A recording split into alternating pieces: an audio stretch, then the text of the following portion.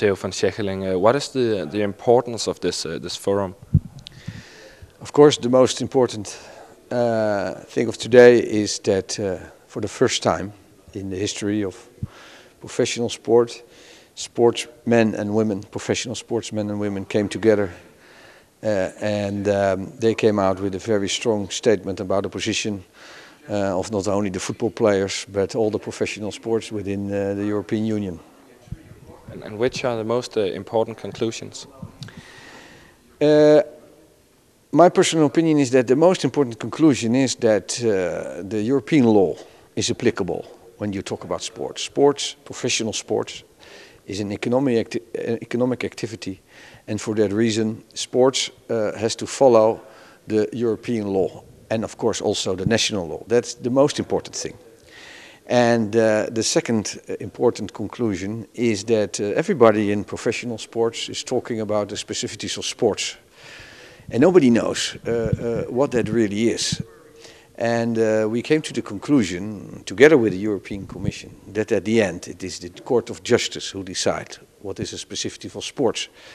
And that the specificity of sport can only be implemented within the professional world of sports if there is a commitment between all the parties involved, especially, of course, a commitment with the sports people, professional sports people. That is extremely important. And how can you reach that commitment? That's the third conclusion of today.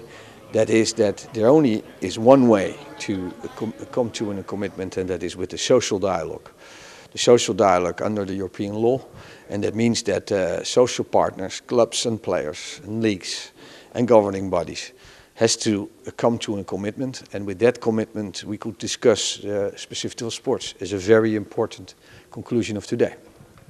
What other things are important to sports people? Of course, we have talked about the other important issue, and that is, of course, we have discussed the doping, FIFPro, but also the EU athletes. All professional sports people are against the use of doping. But of course, within the doping rules, we have discussed the proportionality. It must be proportional. The sanctions must be proportional. It has to be done on a case-by-case basis. And of course, we have to find a solution for the situation where sports people are sometimes in, and especially for the whereabout rules.